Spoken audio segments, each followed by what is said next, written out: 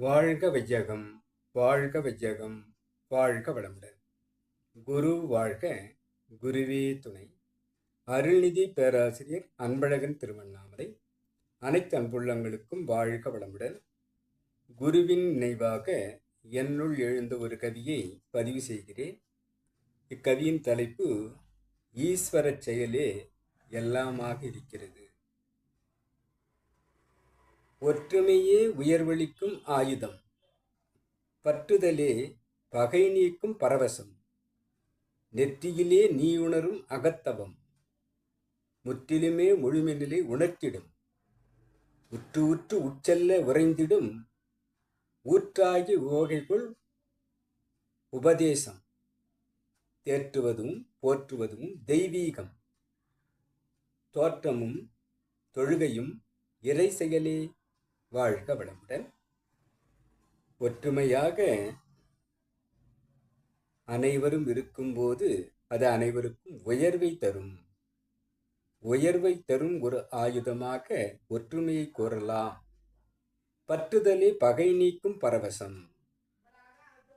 அனைவரையும் அரவணைத்து செல்லும் அந்த பண்பு பரவசத்தை அனைவருக்கும் கொடுப்பதாக இருக்கும்.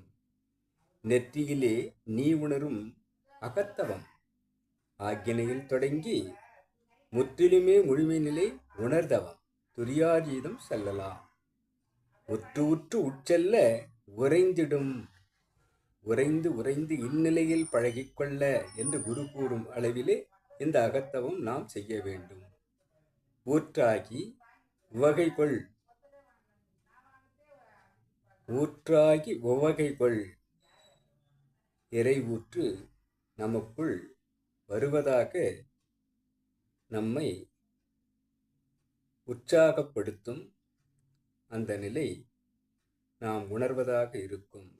தேற்றுவதும் போற்றுவதும் தெய்வீகம்.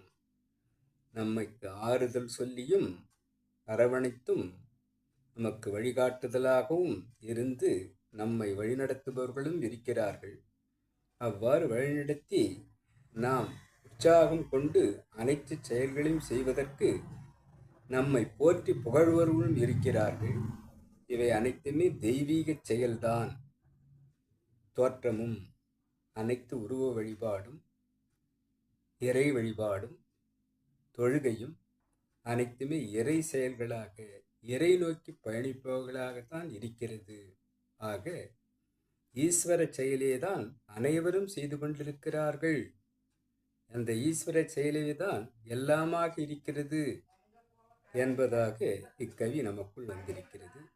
இக்கவியை என்னுள் ஏற்படுத்திய குருவுக்கும் இதுகாரும் செவிமடுத்த அனைத்து அன்புள்ளங்களுக்கும் இவ்விளக்கத்தை என்னுள் ஏற்படுத்தி கொண்டிருக்கும் இறைநிலைக்கும் நன்றி நன்றி நன்றி. வாழ்க வளமுடன் என வாழ்த்தி நிறைவு செய்கிறேன். வாழ்க வளமுடன்.